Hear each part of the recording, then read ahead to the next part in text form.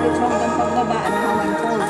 Anahawan Falls po. So ayan po, meron siyang sariling poso na pala. Kumbaga may deep well na siya na aayusin na lang.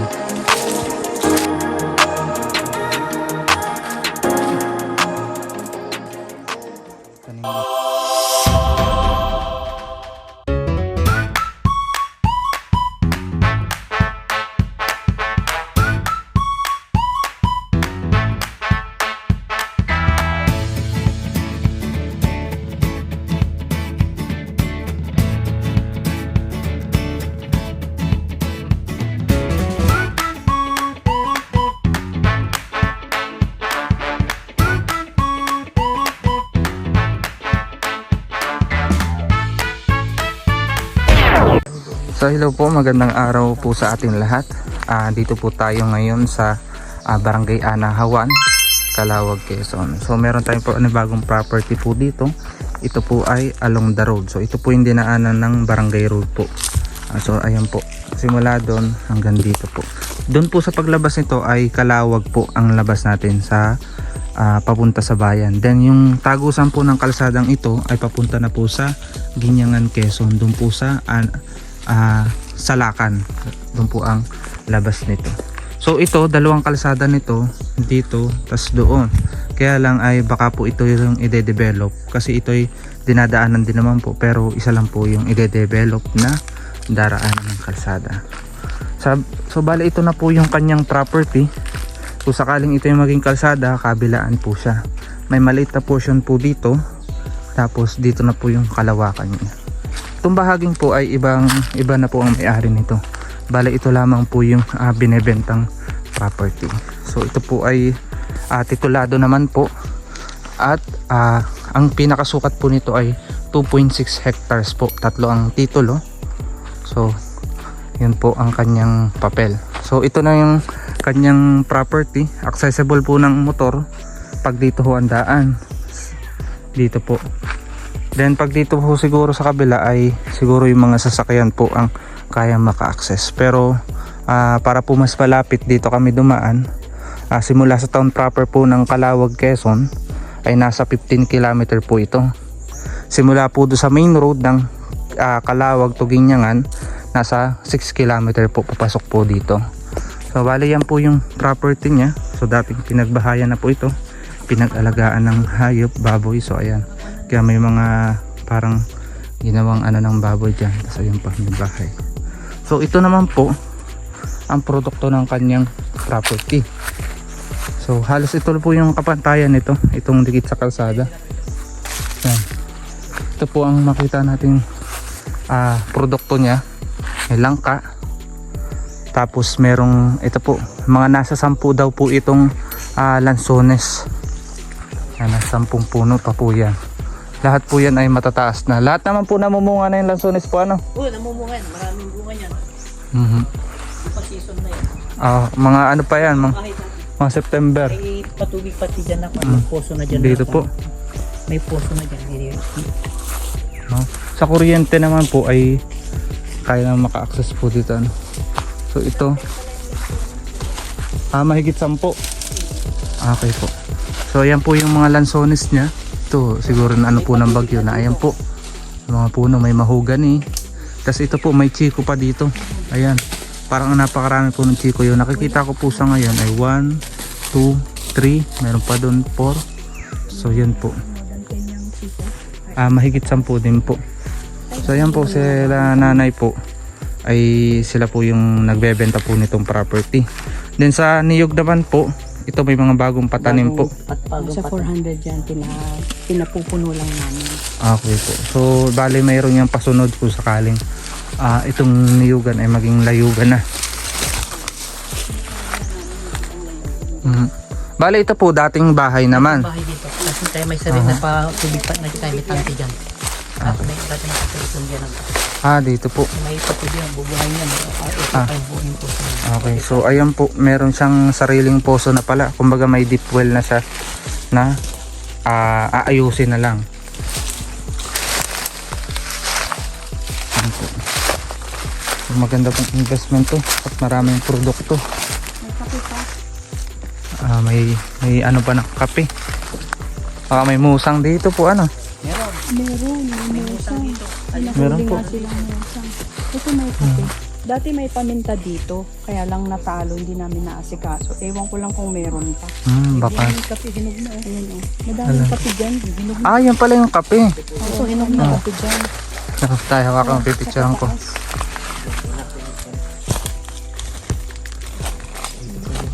Yung kape. So yan, mayroon pa din palang mga puno ng kape. Ang galing ano. Meron dyan. Hindi lang namin naasikaso kasi may lupa pa kami dun sa kabila. Sa kabila po. Yung ano po doon, pataas na po talaga doon. Wala nang papantayan doon. Sa pagtaas dito. Pataas na dyan. Mataas talaga yun. Mas ideal siya. Alam mo, maganda itong taniman ng agarwood.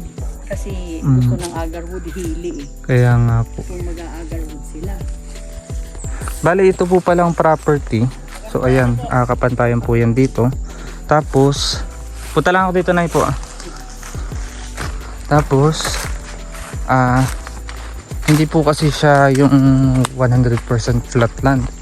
So siguro mga 30% lang itong kapantayan. Kumbaga sakto lang talaga pag dito yung pagbabahaya, pagkukubuhan. Ayan po, may mga lansones. So ito po, pa-slope na ito. Kita yung niyog na yan. So papataas na po yan. So diyan rin po ang kalakihan ng property niya. Ayan po. Yan, pa-slope na po yan. May mga tanim pa din naman po yan. So ito, kahit pa paano maganda ito sa mga gusto mag farming ng pagtatanim nga po nung sinabi ni Nanay, yung agarwood. So yun.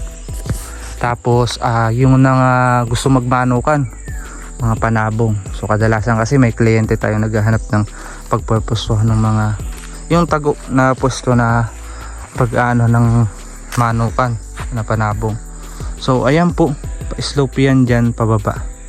Yan yun. Andyan po yung karamihan pa ng niyugan niya. Tapos kakahuyan. May mga lansones pa po. So kahit pa paano talaga marami siyang produkto. Bukod doon sa may patanim silang mga bago, ay may mga namumunga na rin. So kalakasan ano din naman sila, 1,000 kabuo mahigit. Depende po sa harvest ng kanilang dito sa property. So ayan po, yung mga bagong patanim. Ayan. So ito po, tatlo po ang titulo. Sa magkakapatid, magkakabukod sila. Pero isa lang pong bentahan nila po ito. Kasi ito po yung minana nila sa magulang. Tapos yun, naghati-hati sila ng magkakapatid. Pero sama-sama po nilang binebenta. Buhay naman po yung dalawa, yung isa lang po, which is sasagutin naman po nila ang extrajudicial po nung isang kapatid po. At pepirma naman po yung mga anak. So ito pong kalsadang ito, kahit pa paano malapad po siya. So ito may budget naman na daw po gagawin. Ang pondo po nito ay parang farm to market road. Sa katunayan nga po, yung kalsadang papunta namin dito, dati mga 2 years ang hirap ng daan doon. Malalaki pa yung bato, pero sa ngayon talagang maganda na yung kalsada niya. Kumbaga po ay maayos na. Halos mga nasa 70% cemented road na. So ito dinadaanan din po kasi pag minsan ng mga nakamotor. Pero ito yung pinaka maging main road niya. Papunta siya doon sa Guiangan, Quezon. Ito po kasi boundaryhan na ng Guiangan, Quezon at Calauag, Quezon. Then dito po sa side niya, hanggang dito daw po kasi yan. So ayan po. Ayan po, tanim. Ito, meron siya ditong creek. Ayan, so tag-init po ngayon. May tubig pa naman po yung creek niya. Siguro ito yung buhay na sapa. So papunta ho yan doon. So ito yung halos pinagmumula nung tubig papunta doon sa Hinabaan Falls. Ayan. So maganda naman po sa mga gustong yung kanilang farm, may marami ng produkto. Kagaya po nito, may chiko na, may langka, may lansones. Ayan po mga lansones. Mayroon din pong kape. Yung sinabi ka po ni tatay. So hihingi ako ng pamunla pala nun. So yan. Hindi po na-anuhan. Hindi yan natutuyuan. Kaduktong ito ng Hinabaan River.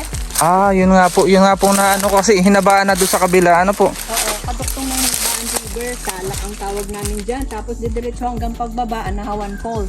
Anahawan Falls po. Oo, diretso ito mula dun sa amin, mga 10-15 minutes, depende sa pace mo. Dadating ka sa Anahawan Falls, yung tinatawag namin Busay. Oo. Kaya nga po sabi ko din po ay tawag dito. Kahit tag-init ngayon, kadalasan kasi na bisita ko yung mga ano na yung creek na ito. Kumbaga tuyo na. Samantalang ito ay okay Ito pa. hindi siya natutuyuan. Inaano nga lang namin kasi sasaan kami dyan na sana i-maintain nila. Pero nung nung may bahay kami dito, mini-maintain ng father ko to. Naglagay nga siya dyan ng ng mga yung kulay pula na aquarium fish. Pero noon yung father Yung mga ko, isda po, ano?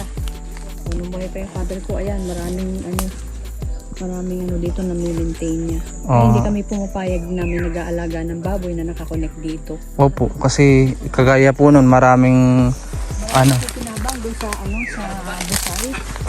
Ano nga ba yung alaga ni tatay na karpa pala yun? Para no? Ulit mamaya dito dati may karpa dyan. karpa. Doon ang boundary. Andun yung boundary. Sa anong puno dun?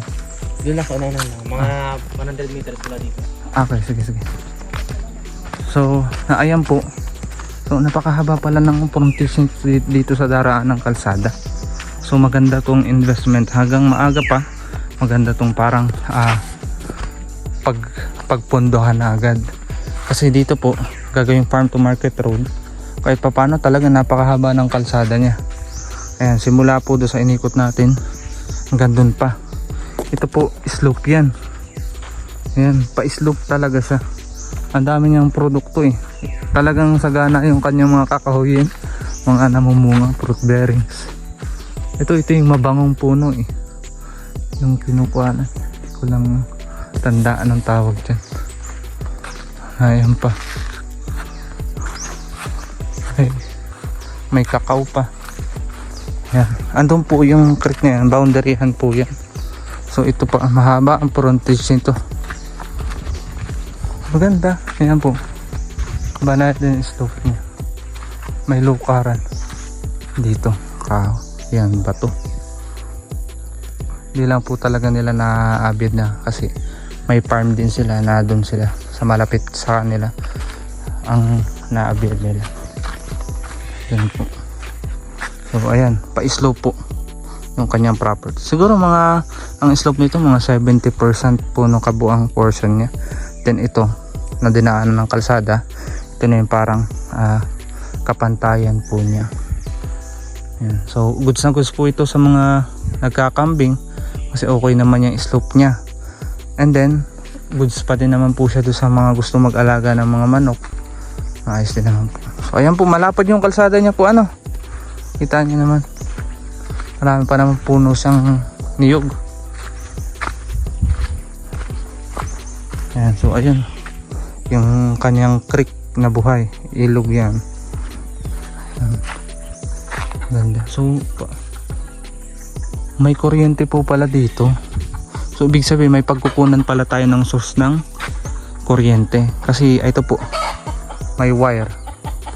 So, may pagkukunan tayo ng source ng kuryente dito sa loob ng property. And so kung magustuhan nyo po ito, pwede po kayo magpaset ng viewing dito sa property na ito.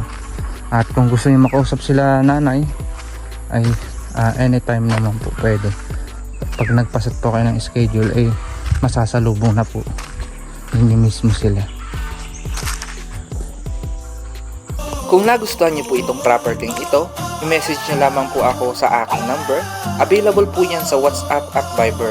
O kaya naman sa aking Facebook account, Peter Purificacion-Ulayaw. At huwag niyo rin kalimutan mag-subscribe para lagi po kayong updated sa aking mga bagong upload na property. Baka sa kasunod na upload ko, ayun ang farmland na hinahanap mo. Yun lang, maraming salamat sa panonood.